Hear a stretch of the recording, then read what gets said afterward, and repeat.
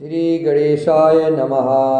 अखंडमंगलाकारं व्याप्तं येन चराचरं तत्पदं दर्शितं येन तस्मै श्रीगुरुवे नमः। गुरुर्ब्रह्मा गुरुर्विष्णु गुरुदेवो महेश्वर गुरुसाक्षात् परब्रह्म तस्मै श्रीगुरुवे नमः। भवानी शंकरो वन्दे श्रद्धा विश्वासरूपिणं याभ्यां विना न पश्यन्ति सिद्धास्वान्तस्थमीश्वरम्। उद्भवस्थितिसंहारकारिणीं कलेशहारिणीं सर्वश्रेष्ठकरी सीता नतोऽस्मि रामवल्लभावम्। नीलसरोरौ नीलमणि नीलघनश्याम लाजहि तन शोभा निरखी कोटि कोटि सत्काम। राम रामेति रामेति रमे रामे मनोरमे सहस्रनाम तत्तुल्यं राम नाम वरानने। यन्माया वसुवर्ति विश्वमखिलं ब्रह्मादिदेवासुरा यत्सतामृषेव भाति सकलं रज्जो यथा हे भरमः। यत्पादप्लमेकमेवि भवाबोधेसीति सावरतां वन्दे तमेश कारणपरं रामाख्यमीशं हरिम्।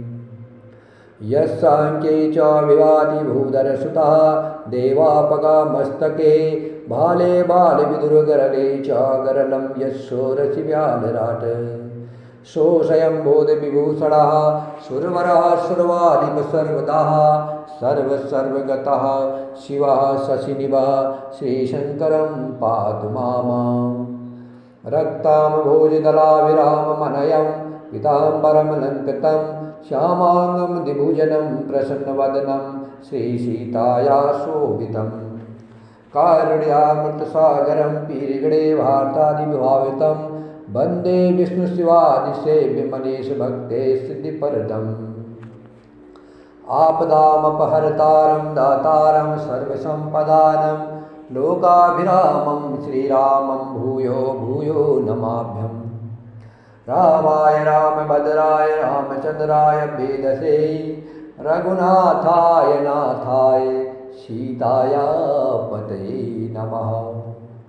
नीलाम्बुजश्यामलकोमलागं सीतासमारोपितवाम भागम्। पाणो महासायकचारिचापं नमामि रामं रघुवंशनाथम्। पवनतनय संकटहरणं मङ्गलमूर्तिरूप राम लखन सीता सहित हृदय बसहु सुरभूप। सियावर रामचंद्र की जय पवन सुत हनुमान की जय उमापति महादेव की जय। सभी श्रोताओं को भक्तजनों को जय श्री राम। पिछले प्रसंग में हमने सुना था कि राम जी भील और जो जितने भी जंगली वन के स्त्री पुरुष थे सबके साथ आनंदित होकर के मिले हैं और सब ने प्रभु श्री राम जी के रूप के बखान किया है। सब प्रभु राम जी को ऐसे देख रहे हैं जैसे साक्षात परमात्मा उनके सामने आ विराजे हैं। और सब लोग बोल रहे हैं कि जहाँ ये इनका जन्म हुआ है वह भूमि धन्य है, जो इनके माता पिता है वो धन्य है और वह स्थान धन्य है जहाँ जहाँ ये जाकर के अपने चरण रख रहे हैं। आज हमारे पुण्यों का फल हमें मिल गया है, हमें इनके दर्शन मिल रहे हैं। हमारे पुण्यों का आज फल हमें मिल गया है जो हमें इनके दर्शन हो रहे हैं। चित्रकूट के पशु पक्षी पेड़ पौधे सभी आज आनंदित हो रहे हैं। सब अपने जीवन को आज धन्य समझ रहे हैं, सभी आज प्रेम में मगन हैं। पशु पक्षी की यह दशा है तो बाकी मनुष्य की कौन कहे। आज देवता लोग भी सब चित्रकूट वासियों को बढ़ाई दे रहे हैं। जितनी नदियां हैं, गंगा यमुना सरस्वती सारी नदियां आज मंदाकिनी को बढ़ाई दे रहे हैं, क्योंकि प्रभु श्री रामचंद्र जी मंदाकिनी में ही स्नान कर रहे हैं। और जितने भी पर्वत है सारे पर्वत आज चित्रकूट पर्वत को बढ़ाई दे रहे हैं, क्योंकि प्रभु चित्रकूट पर्वत पर रह रहे हैं। धन्य है आज चित्रकूट, धन्य है मंदाकिनी। आइए हम आज अब आगे का प्रसंग करते हैं। अब सुमित्र जी वन से अयोध्या की तरफ वापिस जा रहे हैं। यही विधि प्रभु बन बसहि सुकारी, खग मृग सुर तापस हितकारी, कहेउ राम बन गवन सुहावा, सुनहु सुमत्र अवधि जिमि आवा। तुलसीदास जी कहते हैं कि मैंने श्री रामचंद्र जी का सुंदर वनगमन कहा है, अब जिस तरह सुमित्र अयोध्या में आए हैं वह कथा सुनो। फिर वो निषाद प्रभु ही पहुँचाई, सचिव सहित रथ देखे सी आई, मंत्री पिकल बिलो की निषादु, कही न जाय जस भय वो विषादु। प्रभु श्री रामचंद्र जी को पहुँचाकर जब निषाद राज लौटे तब आकर के उसने रथ को मंत्री सुमित्र सहित देखा। किसने? निषाद जी ने। मंत्री को व्याकुल देख करके निषाद को जैसा दुख हुआ वह दुख कहा नहीं जाता। राम राम सिय लखन पुकारी, परे उधर नितल व्याकुल भारी, देखी दखिन दिशि हयहि नाहि, जनु बिनु पंख बिहग अकुलानी। निषाद को अकेले आया देख करके सुमित्र हा राम हा सीते हा लक्ष्मण पुकारते हुए बहुत व्याकुल होकर के धरती पर गिर पड़े।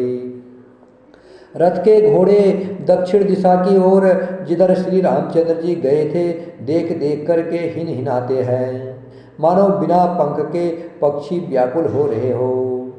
न हित्र न चरहि न पियहि जलु, मोचहि लोचन बारी, व्याकुल भये निषाद सबा, रघुबर बाजी निहारी।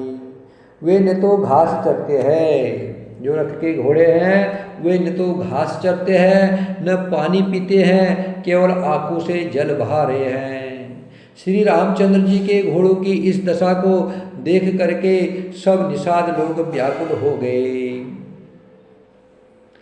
धरि धीरज तब कह निषादु, अब सुमत्र परिहरहु विषादु, तुम पंडित परमारथ ज्ञाता, धरहु धीर लखि विमुख विधाता। तब धीरज धर करके निषाद राज कहने लगे, हे सुमित्र जी अब विषाद को छोड़िए, आप पंडित और परमार्थ के जानने वाले हैं, विधाता को प्रतिकूल जान करके धैर्य धारण कीजिए। विविध कथा कही कही मृदबानी, रथ बैठा रे वो बरबस आनी, शोक शिथिल रथु सकयन हाकी, रघुबर बिरह पीर उर्बाकी। कोमलवाड़ी से भांति भांति की कथाएं कह करके निषाद ने जबरदस्ती ला करके सुमित्र को रथ पर बैठाया, परंतु शोक के मारे वे इतने शिथिल हो गए कि रथ को हाँक नहीं सकते हैं। उनके हृदय में श्री रामचंद्र जी के विरह की बड़ी तीव्र वेदना है। चर फराही मग चलहि न घोरे, बन मृग मन हो आनि रथ जोरे, अढकी परहि फिरी हे रही पीछे, राम वियोगी बिकल दुख तीछे। घोड़े तड़पाते हैं और ठीक तरह से रास्ते पर नहीं चल पा रहे हैं, मानो जंगली पशु लाकर के रथ में जोत दे गए हो। श्री रामचंद्र जी के वियोगी घोड़े कभी ठोकर खाकर गिर पड़ते हैं, कभी घूमकर पीछे की ओर देख रहे हैं, वे तीक्ष्ण दुख से व्याकुल है। जो कह राम लखन बैदेही, ही करी हित हेर हिते ही, बाज बीरह गति कही किमि जाति बिनु मन फनिक बिकल जेहि भांति। जो कोई राजा लक्ष्मण या जानकी जी का नाम ले लेता है, घोड़े हिकर हिकर कर उसकी ओर प्यार से देखने लगते हैं। घोड़ों की बृहदशा कैसे कही नहीं जा सकती है। वह ऐसे व्याकुल है जैसे मणि के बिना सांप व्याकुल होता है। भयउ निषाद विषाद वसा देखत सचिव तुरंग। भयउ निषाद विषाद वसा देखत सचिव तुरंग। बोले सुसेवक चारितबा दिए सारथी संग। सियावर रामचंद्र की जय, पवन सुत हनुमान की जय, उमापति महादेव की जय। मंत्री और घोड़ों की यह दशा देख करके निषाद राज विषाद के वश हो गए। तब उनने अपने 4 उत्तम सेवक बुला करके सारथी के साथ कर दिए। गुह सारथ ही फिरे पहुँचाए, बिरहु विषाद बरनी नहीं जाई। चले अवध ले रथ ही निषादा, होई छनहि छन मगन विषादा। निषाद राज गुह सारथी सुमित्र को पहुंचा करके विदा करके लौटे। उसके विरह और दुख का वर्णन नहीं किया जा सकता। वे चारों निषाद रथ लेकर के अवध को चले। जो निषाद ने 4 सेवक दिए थे वो रथ लेकर के अयोध्या की तरफ जा रहे हैं। सुमित्र और घोड़ों को देख देख कर वे भी क्षण क्षण भर विषाद में डूब जाते हैं। सुमित्र और घोड़ों की दशा को देख करके समय समय पर उन्हें भी दुख होने लगता है, विषाद के वश हो जाते हैं। जिन सेवकों को निषाद ने सुमित्र के साथ में भेजा था। सोच सुमत्र बिकल दुख दीना, धिग जीवन रघुबीर बिहीना। रहइन अंतहु अदम शरीरु, जसुन लहेउ बिचुरत रघुबीरु। व्याकुल और दुख से दीन हुआ सुमित्र हुए। सुमित्र जी सोचते हैं कि श्री रघुवीर के बिना जीने को धिक्कार है। आखिर यह अदम शरीर रहेगा तो है नहीं। अभी श्री रामचंद्र जी के बिछुड़ते ही छूटकर इससे यश क्यों नहीं ले लिया। इस शरीर ने छूट करके यश क्यों नहीं ले लिया। राम जी के बिना ये शरीर क्यों अभी तक बचा हुआ है। भय अजस अग भाजन प्राणा, कवन हेतु नहीं करत पयाना। मंद मनो अवसर चूका, अजहुन हृदय होत दुय टूका। ये प्राण अपयश और पाप के भांडे हो गए हैं। अब ये किस कारण कोच नहीं करते हैं, किस लिए नहीं निकल रहे हैं। हाय, बड़ा अच्छा मौका चूक गया है। अब भी तो हृदय के 2 टुकड़े नहीं हो जाते। निजी हाथ सिरु धुनि पछिताई, मनहु कृपन धन राशि गवाई। बिरिदि बादि बर बीरु कहाई, चले समर जन सुबट पराई। सुमित्र हाथ मल मल कर और सिर पीट पीट करके पछताते हैं, मानो कोई कंजूस धन का खजाना खो बैठा हो। वे इस प्रकार चले मानो कोई बड़ा योद्धा वीर का बाना पहनकर और उत्तम शूरवीर कहला करके युद्ध से भाग चला हो। प्रिय विवेक वेद विद सम्मत साधु सुजाति, जिमि धोके मद पान करा, सचिव सोचते ही भांति। सियावर रामचंद्र की जय, पवन सुत हनुमान की जय, उमापति महादेव की जय। जैसे कोई विवेकशील वेद का ज्ञाता, साधु सम्मत आचरण वाला और उत्तम जाति का कुलीन ब्राह्मण धोखे से मदिरा पी ले और फिर पछतावे, उसी प्रकार मंत्री सुमित्र सोच कर रहे हैं, पछता रहे हैं। जिमि कुलीनतिय साधु सयानी, पति देवता कर्म मन बानी। रहे कर्म बस परिहरि नाहु, सचिव हृदय तिमि दारुण दाहु। जैसे किसी उत्तम कुल वाली साधु स्वभाव की समझदार और मन वचन कर्म से पति को ही देवता मानने वाली पतिव्रता स्त्री को भाग्यवश पति को छोड़कर पति से अलग रहना पड़े, उस समय उसके हृदय में जैसे भयानक संताप होता है वैसे ही मंत्री के हृदय में हो रहा है। लोचन सजल ढीठ भय थोरी, सुनयन श्रवण बिकल मति भोरी। सुख ही अधर लागी मुँह लाटी, जीवन जाय उर अवधि कपाटी। नेत्रों में जल भरा है, दृष्टि मंद हो गई है, कानों से सुनाई नहीं पड़ता है, व्याकुल हुई बुद्धि बेठिकाने हो रही है, ठिकाने नहीं है। ओठ सूख रहे हैं, मुंह में लाठी लग गई है, किंतु यह सब मृत्यु के लक्षण हो जाने पर भी प्राण नहीं निकलते हैं, क्योंकि हृदय में अवध रूपी किवाड़ लगे हैं। अर्थात 14 वर्ष बीत जाने पर भगवान फिर आएंगे, इसी आशा से ये प्राण अभी तक रुके हुए हैं। ऐसा कौन है, कौन कह रहे हैं? सुमित्र जी। बिबिरन भयउन जाय निहारी, मारिसि मनहु पिता महतारी। हानि गलानि विपुल मन व्यापी, जमपुर पंत सोच जिमि पापी।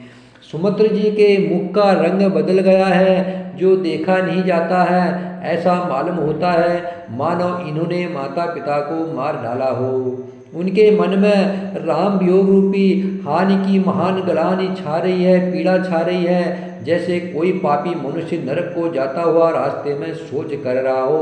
इसी प्रकार सुमित्र जी भी सोच कर रहे हैं।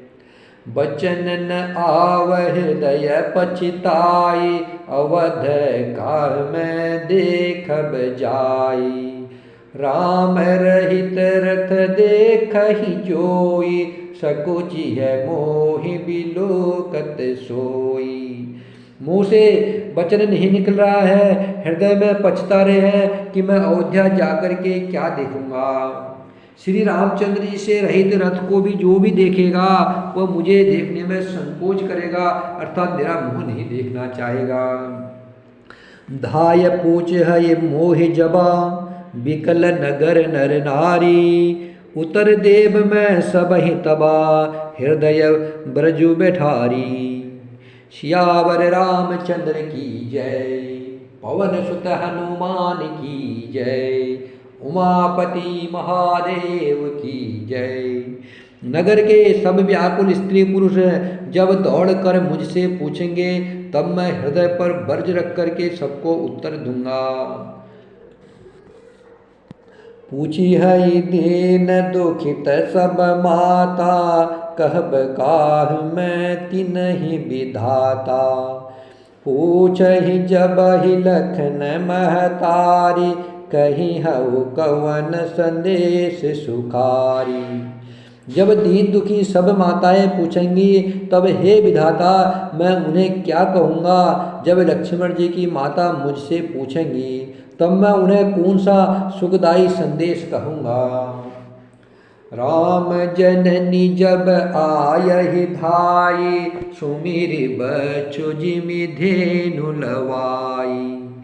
पूछत उतर देव मैं तेहि, गे बनु राम लखनु बेदेहि।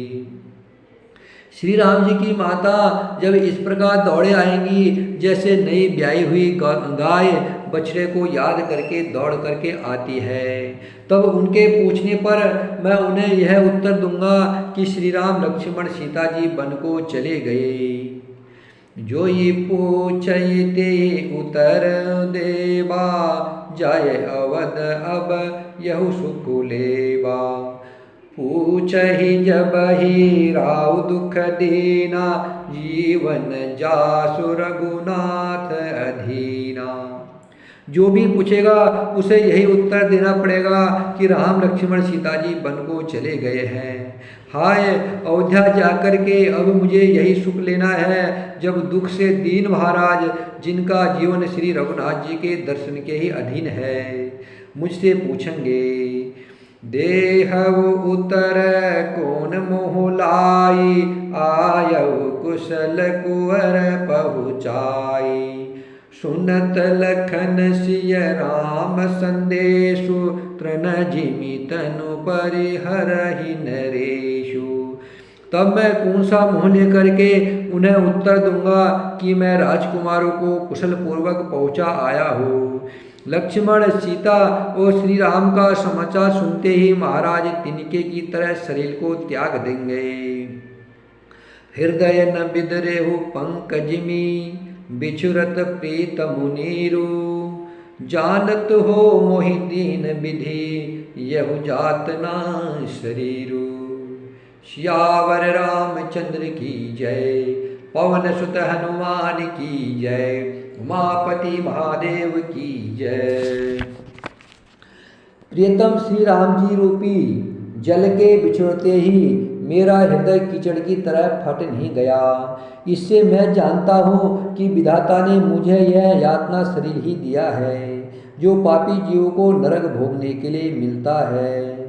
यही विधि करत पंथ पछितावा, तम सा तीर तुरत रथ आवा। विदा किए कर विनयन सादा, फिरे पाय पर विकल विषादा। सुमित्र इस प्रकार मार्ग में पछतावा कर रहे थे, इतने में ही रथ तुरंत तमसा नदी के तट पर पहुंचा। मंत्री ने विनय करके चारों निषादों को विदा किया। वे निषाद विषाद से व्याकुल होते हुए सुमित्र के पैरों पकड़ करके लौट पड़े। पैठत नगर सचिव सकुचाई, जनु मारे सि गुरु बाहन गाई। बैठी बिटप तर दिवस गवावा, साज समय तब अवसर पावा।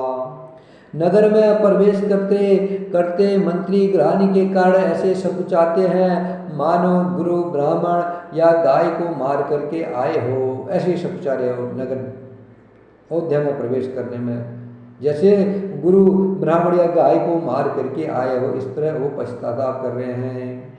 सारा दिन एक पेड़ के नीचे बैठ करके बिताया। जब संध्या हुई तब मौका मिला। अवध प्रवेशो कीन अधियारे, पेट भवन रथु राखी दुआरे।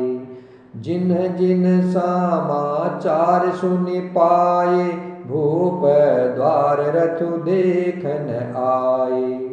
अंधेरा होने पर उन्होंने अयोध्या में प्रवेश किया और रथ को दरवाजे पर खड़ा करके वे चुपके से महल में घुसे। जिन जिन लोगों ने यह समाचार सुन पाया वे सभी रथ देखने को राजद्वार पर आए। रथु पहिचान बिकल लखी घोरे, गरही गात जिमिया तप ओरे। नगर नारी नर व्याकुल कैसे, निघटत नीर मीन गन जैसे। रथ को पहचान करके और घोड़ों को व्याकुल देख करके अयोध्या वासियों के शरीर ऐसे गले जा रहे हैं जैसे घाम में ओले, जैसे धूप में ओले गल जाते हैं, उसी प्रकार से अयोध्या वासियों के शरीर गले जा रहे हैं, क्षीण हो रहे हैं। नगर के स्त्री पुरुष कैसे व्याकुल है, जैसे जल के घटने पर जब जल क्या कम होने लग जाता है नदी नालों में तो मछलियां व्याकुल हो जाती है, ऐसे ही अयोध्या के नर नारी सब व्याकुल होने लगे सुमित्र के रथ को, खाली रथ को देख करके। सचिव आगमन सुनत सबु, विकल भयौर निवासु। भवन भयंकर लागते ही, मानहु प्रेत निवासु। सियावर रामचंद्र की जय, पवन सुत हनुमान की जय, उमापति महादेव की जय। मंत्री का अकेले ही आना सुन करके सारा रनिवास व्याकुल हो गया। राजमहल उनको ऐसा भयानक लगा मानो प्रेत का, भूतों का निवास स्थान शमशान हो। अति आरती सब पूछहि रानी, उतरन आव बिकल भय बानी।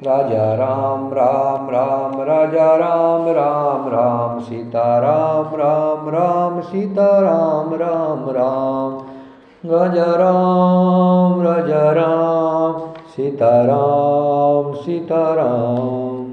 राजा राम राम राम सीता राम राम राम राजा राम राम राम राजा राम राम राम सीता राम राम राम सीता राम राम राम राजा राम राम राम सीता राम राम राम राजा राम सीता राम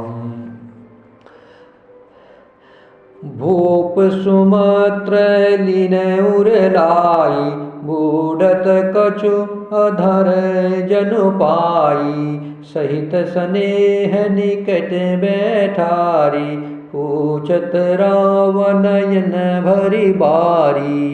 राजा ने सुमित्र को हृदय से लगा लिया, मानो डूबते हुए आदमी को कुछ सहारा मिल गया हो।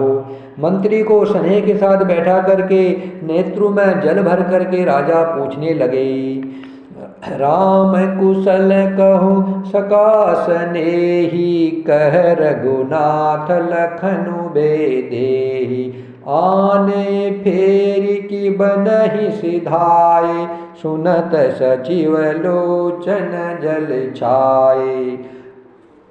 हे मेरे प्रेमी सखा, श्री राम की कुशल कहो, बताओ श्री राम लक्ष्मण जी और जानकी जी कहाँ हैं? उन्हें लौटा लाए हो कि वे वन को चले गए?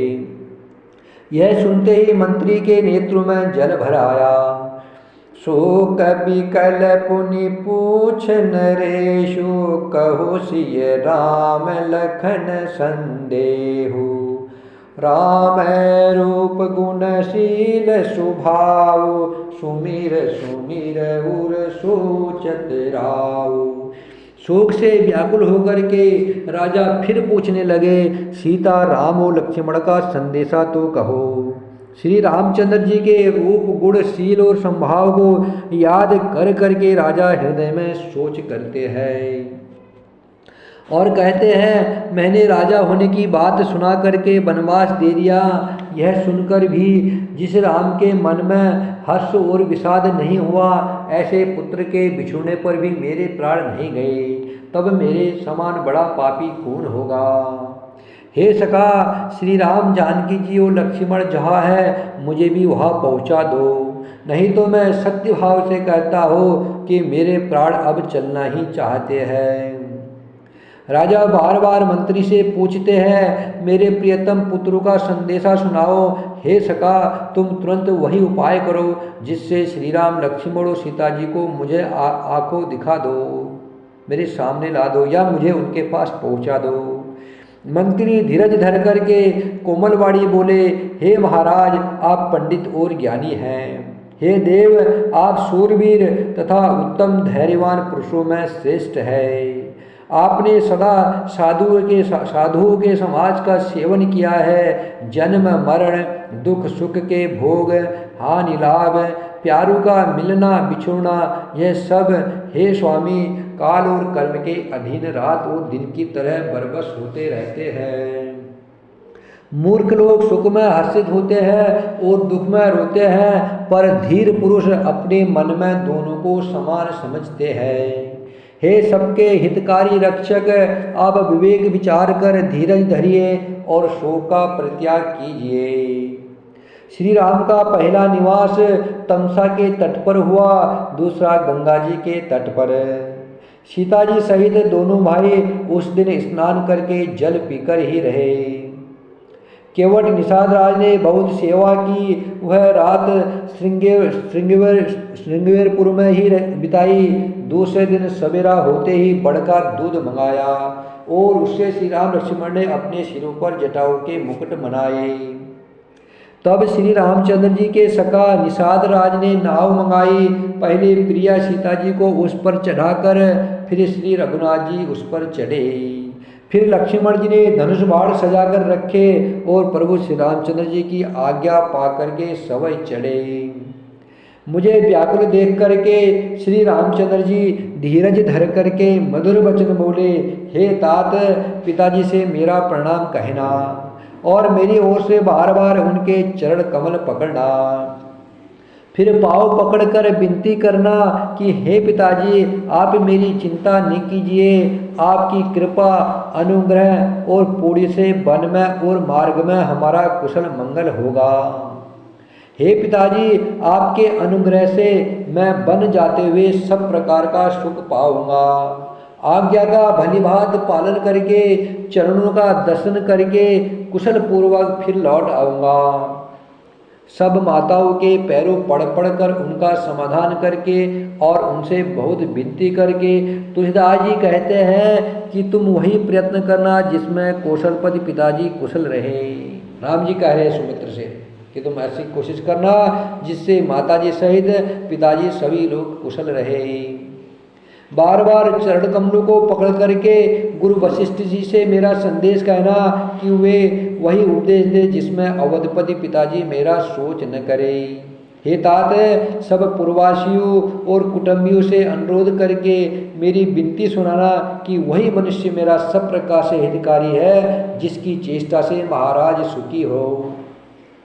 भरत के आने पर उनको मेरा संदेश कहना कि राजा का पद पा जाने पर नीति न छोड़ना, कर्म वचन और मन से प्रजा का पालन करना और सब माताओं को समान जान करके उनकी सेवा करना। और हे भाई, पिता माता और स्वजनों की सेवा करके भाई पने को अंत तक निभाना। हे तात, राजा पिताजी को उसी प्रकार से रखना जिससे वे कभी किसी तरह भी मेरा सोच न करें। लक्ष्मण जी ने कुछ कठोर वचन कहे, किंतु श्री राम जी ने उन्हें बरच कर फिर मुझसे अनुरोध किया। लक्ष्मण ने कुछ कठोर वचन कहे, पर राम जी ने मुझसे अनुरोध किया और बार बार अपनी सौगंध दिलाई और कहा, हे तात, लक्ष्मण का लड़कपन वहाँ न कहना। प्रणाम कर सीता जी भी कुछ कहने लगी थी, परंतु स्नेहवश वे शिथिल हो गई। उनकी वाणी रुक गई, नेत्र में जल भर आया और शरीर रोमांच से व्याप्त हो गया। उसी समय श्री रामचंद्र जी का रुख पा करके केवट ने पार जाने के लिए नाव चला दी। इस प्रकार रघुवंश तिलक श्री रामचंद्र जी चल दिए और मैं छाती पर ब्रज रख करके खड़ा खड़ा देखता रहा। मैं अपने कलेश को कैसे कहूँ जो श्री राम जी का ये संदेश लेकर जीता ही लौट आया। ऐसा कहकर मंत्री की बाड़ी रुक गई और वो चुप हो गई और वे हानि की ग्लानि और सोच के बस हो गए। सारथी सुमित्र के वचन सुनते ही राजा पृथ्वी पर गिर पड़े। उनके हृदय में भयानक जलन होने लगी, वे तड़पने लगे। उनका मन भीषण मोह से व्याकुल हो गया, मानो मछली को माजा व्याप गया हो, अर्थात पहली वर्षा का जल लग गया हो। सब रानियां विलाप करके रो रही है। उस महान विपत्ति का कैसे वर्णन किया जाए। उस समय के विलाप को सुन करके दुख को भी दुख लगा और धीरज का भी धीरज भाग गया। राजा के रनिवास में रोने का शोर सुन करके अयोध्या भर में बड़ा भारी कोहराम मच गया। ऐसा जान पड़ता है मानो पक्षियों के विशाल वन में रात के समय कठोर बर्ज गिरा हो। राजा के प्राण कंठ में आ गए, मानो मणि के बिना सांप व्याकुल हो गया हो। इंद्रियां सब बहुत ही विकल हो गई, मानो बिना जल के तालाब में कमलों का वन मुरझा गया। दशरथ जी क्या कौन थे? दशरथ, जिसने अपने 10 इंद्रियों को अपने कंट्रोल में किया था, आज राम को बन जाते ही वो 10 इंद्रियां शिथिल हो गई है। ये होता है जब राम बन जाते हैं, राम का वनवास होता है, इतनी जलन होती है और हम लोग राम राम नहीं कह पा रहे। कितने दुर्भाग्य हमारा, हम राम राम नहीं कह पा रहे। हम संसार में इतना फंस गए हैं, इस मकड़ जाल में इतना फंस चुके हैं कि जो राम राम कहता है उसको भी ऐसे दृष्टि से देखते हैं कि मानो हम उसे खा जाए। दुनिया में लोग उसको ऐसे देखते हैं कि ये पता नहीं क्या कर रहा है, ये कहाँ जा रहा है यार, हैं 2 दिन की जिंदगी में ये कहाँ राम राम लगा, ऐसा दुनिया बोलती है। और यह दशरथ जी चक्रवर्ती राजा है, संपूर्ण भूमंडल के एकमात्र चक्रवर्ती राजा दशरथ थे, सारे देश उनके अधीन थे। इंद्र उनको अपना आधा राज्य बैठने के लिए देता था, आधा सिंहासन उनके लिए देते थे इंद्र, इतना। और 10 इंद्रियों को अपने काबू में करके जो चल रहे थे, ऐसे दशरथ भी राम के विरह में मूर्छित पड़े हुए व्याकुल हो रहे हैं। धन्य है महाराज दशरथ, धन्य है उनका जीना। और हमारा तो दुर्भाग्य है, हम रामचंद्र मानस की 2 चौपाई पढ़ने के लिए हमको आलस होता है। किसी को बोलो रामचंद्र मानस का पाठ करो, बोला कहाँ टाइम है? दशरथ के बराबर टाइम तुम्हारे पास?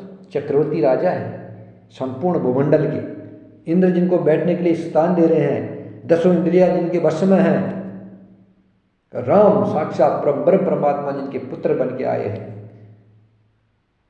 साक्षात भक्ति मैया सीता जी जिनकी बहू है, ज्ञान कर्म और भक्ति, ज्ञान गुण कौशल्या, कर्म को केकई, भक्ति सुमित्रा, ये तीनों जिनकी पत्नियां हैं, और जो साक्षात धर्म है, वह दशरथ जी आज मूर्छित अवस्था में पड़े हुए हैं। क्यों पड़े हुए हैं? क्योंकि आनंद चले गया जीवन से। सुख तुम पा सकते हो थोड़े समय के लिए, खुशी भी तुम्हें मिल सकती है, लेकिन आनंद अमृता का सब्जेक्ट है, विषय है। आनंद जिसको मिल जाता है वो आदमी बस आनंद से बढ़कर इस सृष्टि में कुछ है नहीं। सारे सुखों का, सारे सुख शांति का जो सीमा है वो आनंद है। और राम जी आनंद के समुद्र है, आनंद सिंधु सुख राशि। जिसको राम जी के चरण में प्रेम हो जाएगा, उस आनंद समुद्र से जिसको प्रेम हो जाएगा, उसकी यही हालत है, वो उसके बिना रह नहीं पाएगा एक पल उसके बिना नहीं रह पाएगा। आज दशरथ जी के प्राण कंठ में आ गए हैं, मानो बिना मणि के सांप व्याकुल होकर के मरणासन में पड़ गया हो। इंद्रिया सब विकल हो गई है, मानो बिना जल के तालाब में कमलों का वन मुरझा गया हो। कौशल्या जी ने राजा को बहुत दुखी देख करके अपने हृदय में जान लिया कि अब सूर्य कुल का सूर्य अस्त हो चला है। तब श्री रामचंद्र जी की माता कौशल्या हृदय में, कौशल्या ज्ञान स्वरूप है। वाह, आज कौशल्या कितना ज्ञान स्वरूप, देखो साक्षात प्रत्यक्ष प्रणाम है, कौशल्या ज्ञान स्वरूप है। कौशल्या समझ गई, कौशल्या जान गई है कि राजा बहुत दुखी है। राजा के दुख को देख करके अपने हृदय में मैया कौशल्या ने जान लिया कि अब सूर्य कुल का सूर्य अस्त हो चला है। तब श्री रामचंद्र जी की माता कौशल्या जो ज्ञान स्वरूपा है, हृदय में धीरज धर करके समय के अनुकूल सुंदर वचन बोली है। क्या वचन बोली है? हे नाथ, आप मन में समझकर विचार कीजिए कि श्री रामचंद्र जी का वियोग अपार समुद्र है। श्री राम जी का वियोग क्या है? वो समुद्र है, अयोध्या जहाज है, और आप उसके कर्णधार है, खेने वाले, अर्थात उस जहाज को चलाने वाले हो। सब पीरजन, कुटुंबी और प्रजा ही यात्रियों का समाज है जो इस जहाज पर चढ़ा हुआ है। वाह, ज्ञान ही ऐसी बात कर सकता है। जगदम्बा है कौशल्या, ज्ञान स्वरूपा है। कौशल्या मैया समझ गई कि बस दशरथ जी के प्राण अब निकलने वाले हैं। क्यों? आनंद चलेगी तो आनंद के बिना दशरथ रहेंगे। जो 10 इंद्रियों को वश में करके चलता है, जो धर्मात्मा पुरुष होता है, जो सत्यवादी होता है, जो प्रभु श्री राम जी के चरणों का अनुरागी होता है, वह उनके बिना नहीं रह सकता है। ये माँ कौशल्या जानती कि कौशल्या ज्ञान स्वरूप है। तब कौशल्या राजा धीरज धर करके राजा से कह रही है कि हे नाथ, मन में विचार करो, भगवान श्री राम जी का जो बन जाने का वियोग है वह अपार समुद्र है, और अयोध्या नाव है, और आप उस नाव को चलाने वाले कर्णधार हो। सारे पीरजन, कुटुंबी, प्रजा, वो सब यात्री है, वे सब जहाज पर चढ़े हुए हैं। आप धीरज धरिएगा तो पार उतर पाएंगे, नहीं तो सारा परिवार, सारे अयोध्यावासी सब डूब जाएंगे। हे प्रिय स्वामी, यदि मेरी विनती हृदय में धारण कीजिए तो श्री राम लक्ष्मण सीता फिर आ मिलेंगे। श्री राम लक्ष्मण सीता जी 14 वर्ष बाद फिर अयोध्या वापस आएंगे। आप धीरज धरो। हे राजन, हे रामनाथ, आप धीरज धरो। हे स्वामी, आप धीरज धरो। वाह, ज्ञान शक्ति की कौशल्या माता ये वचन कह रही है। प्रिय पत्नी कौशल्या के कोमल वचन सुनते हुए राजा ने आंखें खोल करके देखा। वह ज्ञान के कोमल वचनों को सुन करके राजा दशरथ जी मूर्छित थे, तब उन्हें आंखें खोल करके देखा। ज्ञान में शक्ति है, ज्ञान ऐसा चीज है, मूर्छा भी दूर हो जाती है, लेकिन आनंद एक अलग सब्जेक्ट है। आनंद ज्ञान से भी ऊपर है। जहाँ कर्म ज्ञान भक्ति तीनों का सामंजस्य होता है, वह आनंद प्रकट होता है। जहाँ ज्ञान रूपणी कौशल्या, कर्म रूपणी केकय और भक्ति रूपणी सुमित्रा तीन शक्तियाँ होंगी, वहाँ पर आनंद का प्रादुर्भाव होता है, वह आनंद उत्पन्न होता है, वह आनंद प्रकट होता है। दशरथ जी जैसे धर्मात्मा राजा जहाँ होंगे, 10 इंद्रियों को अपने वश में करके जो चलेगा, उसकी 3 पत्नियाँ होंगी, ज्ञान भक्ति और कर्म, तब जाके आनंद प्राप्त होता है। तो आज धर्मात्मा 10 इंद्रियों को वश में करने वाले दशरथ जी मूर्छित पड़े हुए हैं, लेकिन ज्ञान जब उसको उपदेश दे रहे हैं तो उनने आँख खोल करके देखा है, मानो तड़पती हुई दीन मछली पर कोई शीतल जल छिड़क रहा हो। मछली तालाब के बाहर निकल गई है, कोई उसके ऊपर जल छिड़क रहा हो, उसी प्रकार दशरथ जी ने आंखें खोली है। धीरज धर करके राजा उठ बैठे और बोले, सुमित्र कहो, कृपाल श्री राम कहाँ है, लक्ष्मण कहाँ है, स्नेही राम कहाँ है, और मेरी प्यारी बहू जानकी कहाँ है। राजा व्याकुल होकर बहुत प्रकार से विलाप कर रहे हैं। वह रात युग के समान बड़ी हो गई, बीतती ही नहीं है। राजा को अंधे तपस्वी श्रवण कुमार के पिता के शाप की याद आ गई। उन्होंने सब कथा कौशल्या को कह सुनाई। उस इतिहास का वर्णन करते करते राजा व्याकुल हो गए और कहने लगे कि श्री राम के बिना जीने को धिक्कार है, धिक्कार है। श्रवण कुमार ने जो श्राप दिया था, श्रवण कुमार की माता पिता ने, उस श्राप की बात याद उनको आ गई कि पुत्र वियोग में तड़प तड़प के मरेगा। ये पूरी कहानी उन्होंने कौशल्या को बताई। और उसके बाद श्री राम जी के बिना जीना धिक्कार है, धिक्कार है। मैं उस शरीर को रखकर क्या करूँगा जिसने मेरा प्रेम को पर्ण नहीं निभाया, जिसने मेरा प्रेम को पूरा नहीं किया। इस शरीर से मेरे को क्या कर रखना है शरीर को। हा रघुनंदन को आनंद देने वाले मेरे प्राण प्यारे राम हैं, तुम्हारे बिना जीते हुए मुझे बहुत दिन बीत गए। हा जानकी, हा लक्ष्मण, हा रघुवर, हा पिता के चित्तरूपी चातक के लिए, चातक के हित करने वाले मेघ, राम राम कहकर राम राम कही राम कही, राम राम कही राम, तनु परिहरि रघुबर बिरह, राव गयऊ सुखधाम। राम राम राम कही, राम राम कही राम कही, राम राम कही राम, तनु परिहरि रघुबर बिरह, राव गयऊ सुरधाम। राम राम कहकर, फिर राम कहकर, फिर राम राम कहकर और फिर राम कहकर के राजा श्री राम जी के विरह में शरीर त्याग कर सुरलोक को सिधार गए। सुरलोक को सुधार गए। 6 बार राम राम किया। जो भी 6 बार राम राम करके शरीर त्यागता है वो सीधा परमधाम को प्राप्त होता है। जीने और मरने का फल तो दशरथ जी ने ही पाया है। जिनका निर्मल यश अनेकों ब्रह्मांडों में छा गया, जीते जी तो श्री रामचंद्र जी के चंद्रमा के समान मुख को देखा है और श्री राम के विरह को निमित्त बना करके अपना मरण सुधार लिया है। सब रानियां शोक के मारे व्याकुल होकर के रो रही है।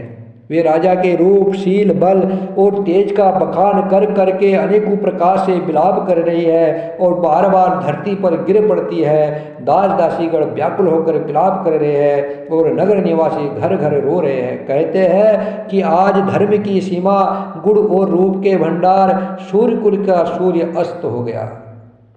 सब केकय को गालियाँ देते हैं, जिसने संसार भर को बिना नेत्र का अंधा कर दिया है। इस प्रकार विलाप करते रात बीत गई। प्राप्त काल सब बड़े बड़े ज्ञानी मुनि आए। तब वशिष्ठ मुनि ने समय के अनुसार अनेक इतिहास कह करके अपने विज्ञान के प्रकाश से सबका शोक दूर किया। श्री राम जय राम जय जय राम, श्री राम जय राम जय जय राम, श्री राम जय राम जय जय राम, श्री राम जय राम जय जय राम, श्री राम जय राम जय जय राम, श्री राम जय राम जय जय राम।